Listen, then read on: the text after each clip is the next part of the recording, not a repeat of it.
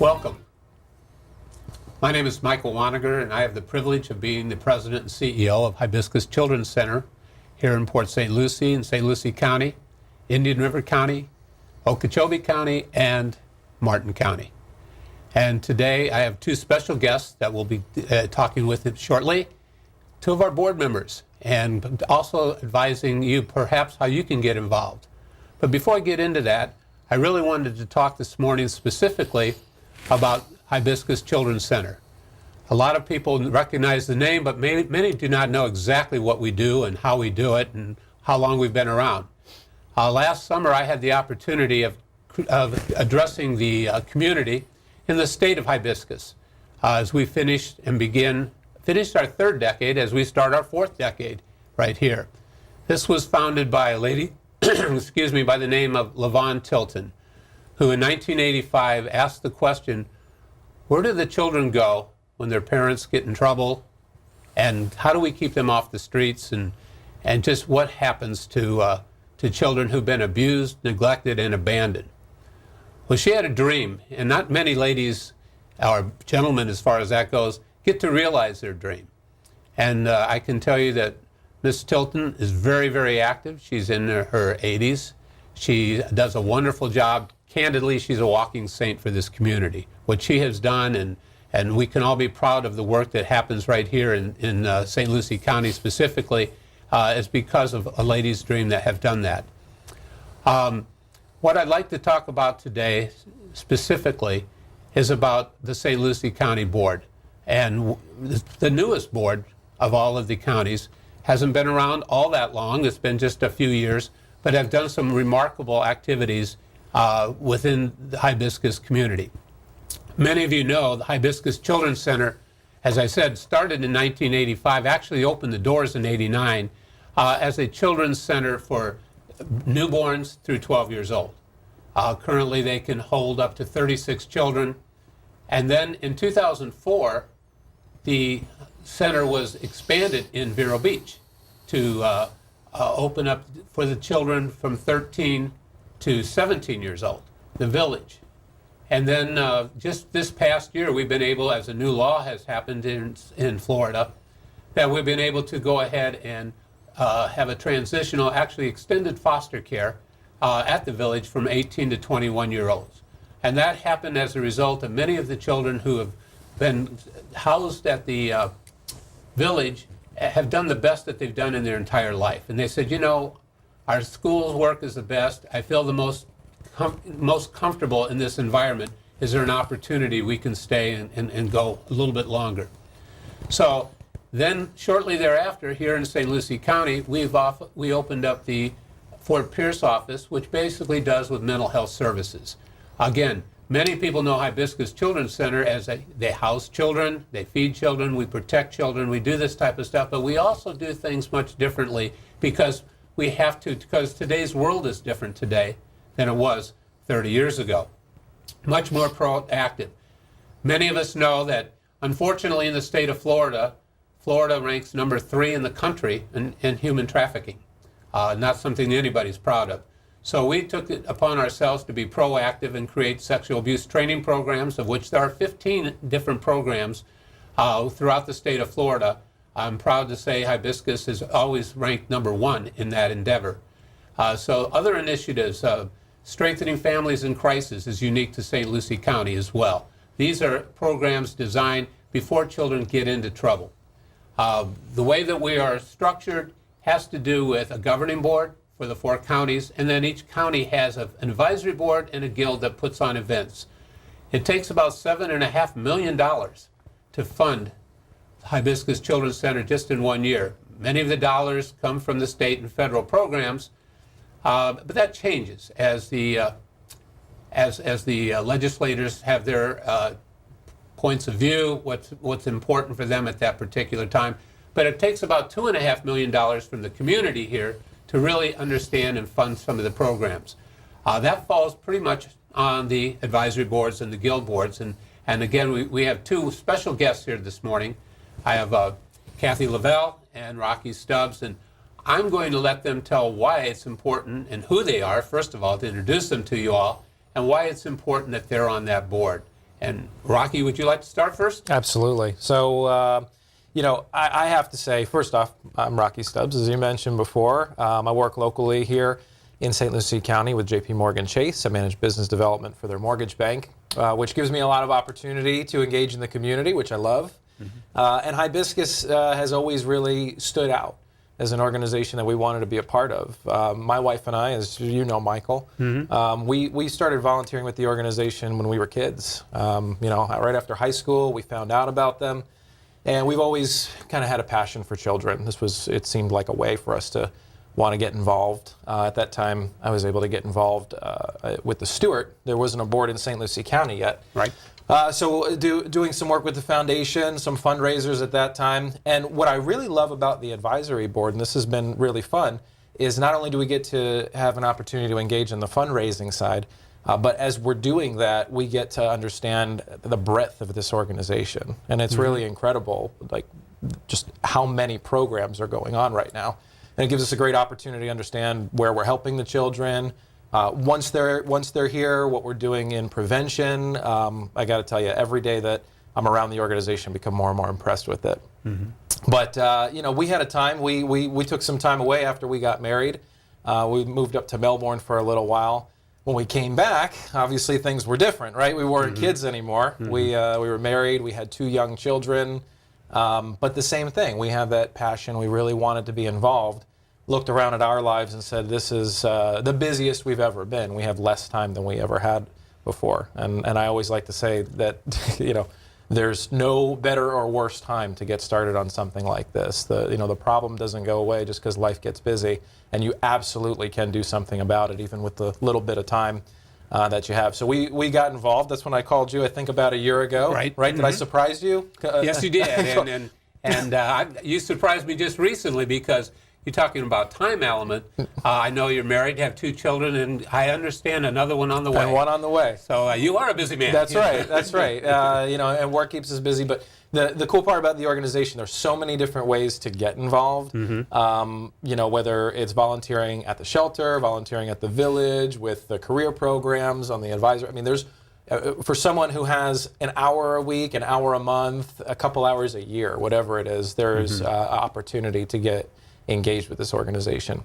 So that's been fun. I'm relatively new as a board member. I came back in the summer of this year, so just another 3 or 4 months, but it's been outstanding. I've gotten to meet great people like Kathy and Bob, who's our president this year. Right. I had the opportunity to engage with a lot of boards in my line of work, so I get to see how nonprofits run, how their advisory boards work.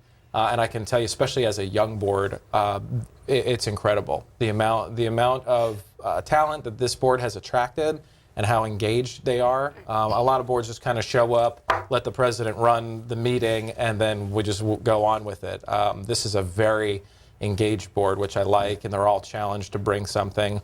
And what I like, too, is that we're hearing from all the different areas of the organization we talked about before, but we do get to focus on that fundraising piece, which, as you said, kind of is what helps us turn those gears. $2.5 million a year is a big, kind of chunk we have to take out of this thing. And but the programs that I think we have, the support that we get from the organization itself, lets the volunteers and the people coming in on the board really have a lot of weight in those discussions, and I appreciate that. Well, I can tell by your passion, and I think everyone out there can do the same thing. Kathy, I know you've been on the board for a little over a year now. I remember when you came on, and you bring a wealth of information, experience, and talent. And why don't you talk a little bit about yourself and why you joined? I actually work for the St. Lucie County Sheriff's Office. I've been working there for the last 8 years. I came here to St. Lucie County in 2001, right after retiring from the military. I was 26 years in the Air Force. Wow. And I grew up in Melbourne, Florida. Yeah. And whatever it was brought me to St. Lucie County, and I love St. Lucie County. From the very beginning, from when I stepped foot, I started doing a lot of volunteering. And the opportunity came to me from our Chief Deputy Gary Wilson, asked me if I would like to consider being on the board. And I had heard of Hibiscus before, and I was very impressed by what I heard. And now working in the area of law enforcement, I thought, well, what better way to help those children who might end up being in our jails because of insecure environments or whatever. A lot of those people that are in our jails are because of that reason.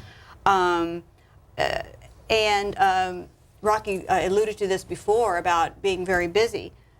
I think that to get somebody the people to help are the busiest people. You should always get the busy person to help, because those are the people that are going to do something.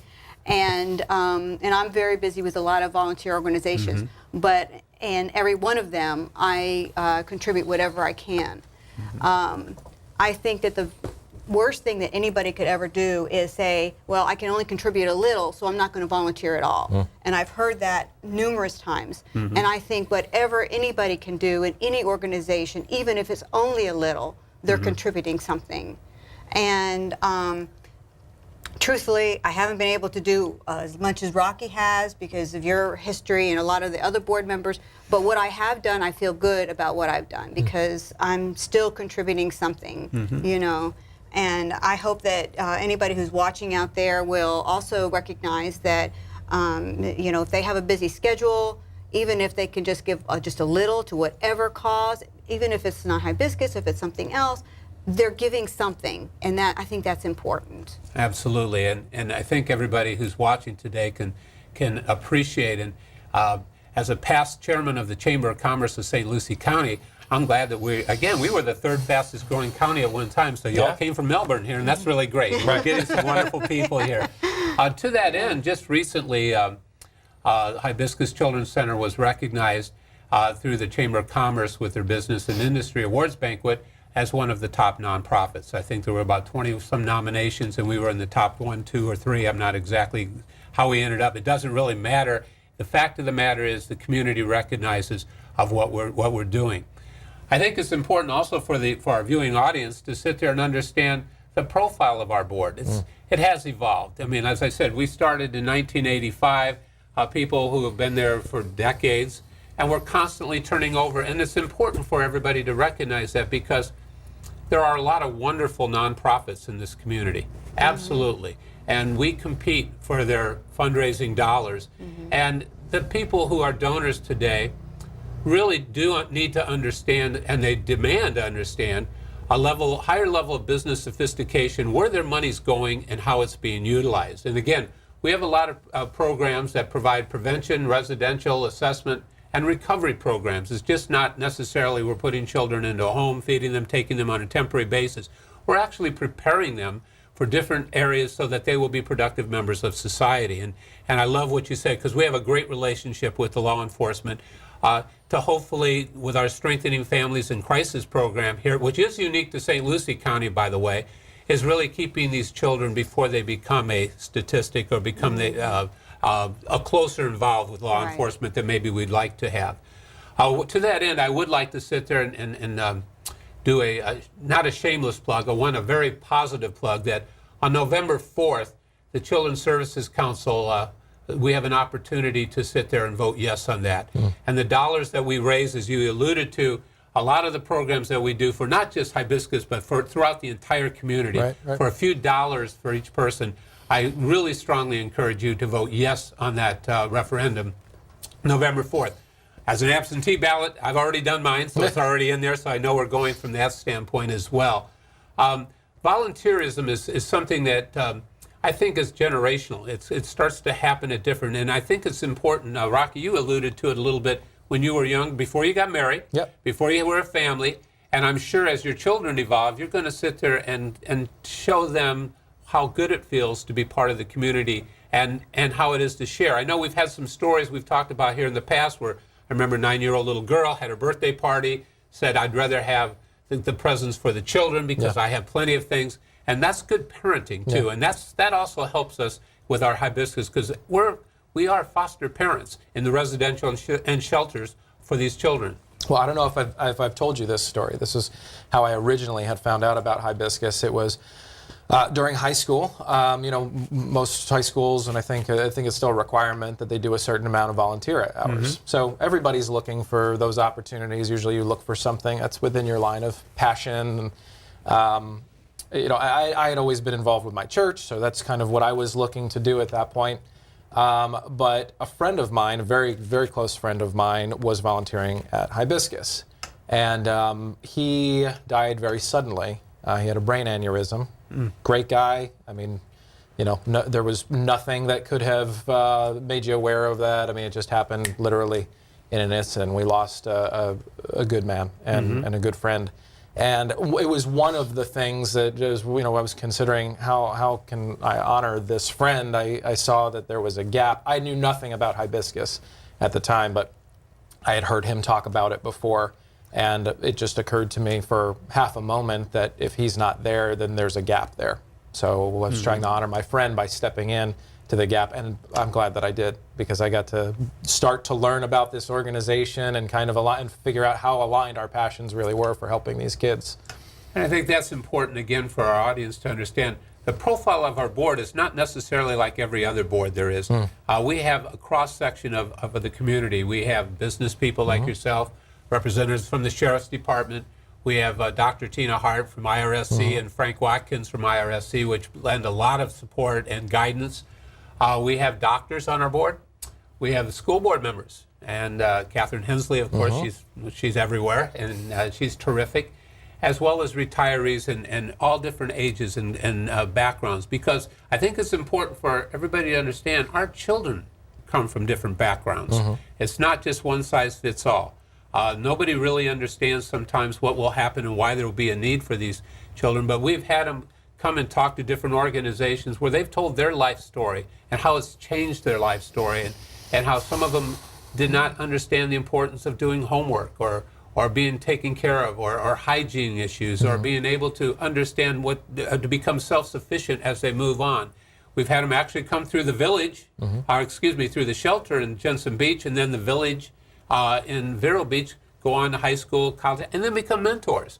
And I think those are things that are really important because this is part of this community. And I think one of the things I know when I've talked to people here on the Treasure Coast is that we are very proud of the fact that we have an organization such as Hibiscus Children's Center that reaches so many of these children. And I know, Kathy, from your background, how it must be bittersweet sometimes to deal with law enforcement, to see some of the horrific stories and tragedies. As we talk all the time, since the inception of Hibiscus Children's Center, we've had over 250,000 safe nights for children. And I always ask the question, where would they be if there was no Hibiscus Children's Center? And unfortunately, they'd be on the street, and you'd be very aware of them. So perhaps you might want to expound a little bit from how and what you've observed with the children here. Well, just going back to kind of like the demography of the jail, most of those people that come into our jails come from abused or neglected families, and it's a never-ending spiral effect. They start from there and they keep on going. So my desire is to eradicate that completely and stop the downward spiral. And because a lot of these times these people are just screaming for attention, and they get into trouble, and they continue to get in trouble, and then there's no end in sight. It keeps on going, and then their children do, and it keeps on going, and then thus we have the more abandoned children, more abused children, and it's awful to see that, and I just want to see an end to all that, and that's why I want to be here for that. That's very well said. For those of you who are in the community and have been donors in the past or would like to, we do have a website, obviously, that I encourage all of you to go visit the different programs. And I'm going to get into some of the events here in a moment or two, but just this past week, I'm very proud of this. This is our 2013-2014 annual report. It's just been hitting out there, about 4,000 of them in the community, to be candid with you. And we changed things up a little bit. It's an unusual annual report from the standpoint there are no pictures of the CEO, there are no pictures of our board members. It's all about the children. And really, when I talk to prospective board members, when I talk to communities and everything, our mission is what we abide by. It's, yes, we do need to make $2.5 million to keep us, but somehow, some way, the community always finds a way to make it happen. But we can't lose sight of what our real mission is for the children. And in this particular We changed it last year. We dropped it from 32 pages to 16 pages.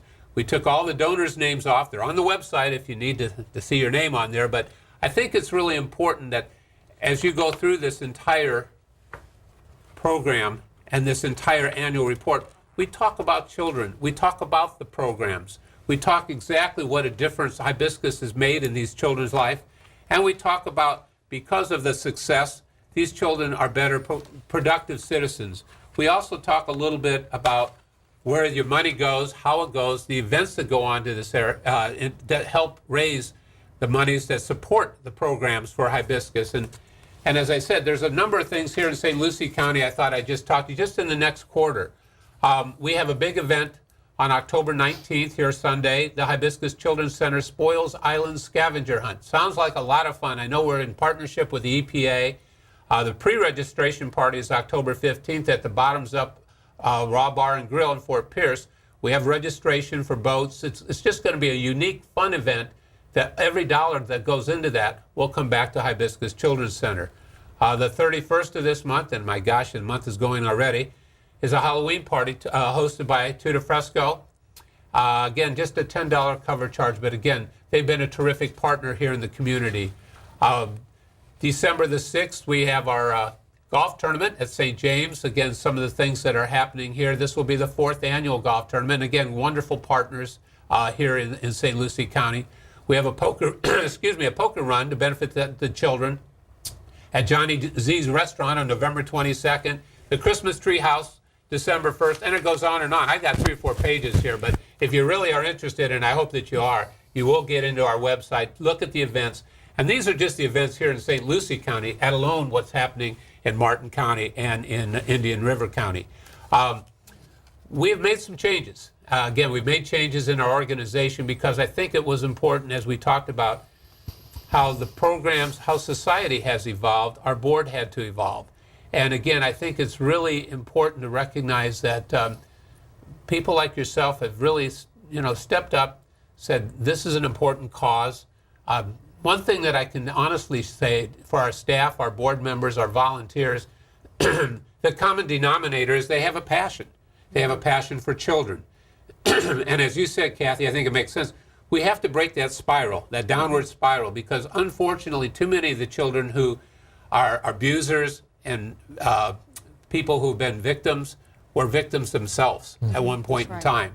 And so therefore a lot of the mental health services programs that right here in Fort Pierce address these types of issues. And I know with 2 children and 1 on the way, it's got to break your heart almost to sit there and think how anybody can do anything that would harm your child. It absolutely does. And I think about that. I try to put my kids to bed every night that I'm in town and not traveling, and it's a special time for us. And rarely does a night go by when that does not flash through my eyes, my mind, that my nursery is safe. Right. My kids, because of what's happening in my family here, and I think about all of the nurseries that on this night are not safe.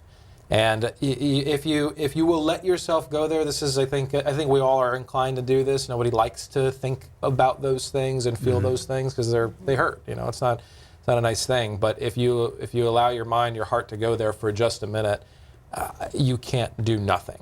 There's so many things you can do, whether it's a donation, whether it's volunteerism, being aware and just maybe helping to create awareness. There's nothing too small. I like the way you said it. There's nothing that you can't do. But if you take just a moment to really understand, and you and I talk about this kind of a lot, is there's no convincing to do. Right. Every person who we've ever gotten around a table, everyone we've ever talked about this connects with this problem instantly, especially parents, which, the vast majority of people we're talking to are. But even if you're not, I was a young man when I started, I could see this. I've never talked with anybody about this where they didn't connect personally, emotionally to this issue. And I like the way you say, we have the best cause in the world. We have to keep at this until forever. Really. It's always going to be something. It's a war. It's a war that's worth fighting, and it's great to see that when you do something, and this is where Hibiscus just stands out. I think as such a great organization because whichever piece you do, you can see the results. Right. And I think you guys are really good. I want to kind of compliment the staff and the leadership here. You're so good at making sure that we as board members or volunteers are aware of the difference that our dollars and our efforts make. And that's what people need to hear. They need to see that the problem is real, and that if you start putting manpower, and woman power and dollar power against this, we can make a difference. So, I mean, I encourage everybody, just however big or small you can do it, it is definitely impactful once you get started. You said about the greatest cause. I mean, I started out as a board member, as a volunteer, because I really wanted to get into it because I was curious, again, what's going on with this program, with no intention whatsoever to be sitting here one day in the CEO position. So you never know where you're going to end up on this type of thing. But you're right. One of my personal goals is that we have the greatest cause in the world, as you mentioned, it's children. We have a great group of volunteers and staff. I have over 150 full and part-time staff who share that same passion, and 350 volunteers. And I think this is something that, again, is consistent when people kind of get into it. That enthusiasm becomes contagious because you are doing good things. No matter how difficult a day I have at the end of the day, I always reflect on something, but the children had it so much harder than I do. And again, we all joined for different reasons. I know you went to the village, and I encourage people to go to the village, to the shelter. And I challenge you to go there and not be touched. And I know, Kathy, you've been such, you're on the front lines. You see it probably more than any of the rest of us because of the nature of your business. Yeah. And we are so fortunate to have people like yourself here. I mean, I know we have just a few minute and a half left, but is there anything that you would like to sit there and share that we haven't covered yet? We covered a lot of ground, but I know we have. And I think that you said it really the best, is that our focus really has to be on the children. There are so many organizations where the volunteers get bragging rights, and I think it's not there. That's the wrong focus. It is. I think we've got the best focus, and that's on our cause, on the children, not on our bragging rights. We as board members do not need to see our name in lights or see our pictures anywhere. It's about the children, and that's what we're there for, not for our own bragging rights. You remind me, I've had a couple instances, not many in my career, when I've sat on a number of different boards, but I always remind, if you're here for any other reason than for the children, you need to go home tonight and really reevaluate where it is. So I agree. I've heard you say that at every single meeting we've ever been to in the last year. And I it's a appreciate great that. focus. That's great focus. And it has to be. And again, I'm so blessed to have board members like yourself. And by the way, we've got tons of them just like you. This community should be so proud of what Hibiscus does. And I know as I've been fortunate to be the president and CEO of such a great organization, I just am very proud of that, and thank you very much for spending your time and what you do for the community and for Hibiscus Children's Center. Thank you, Mike.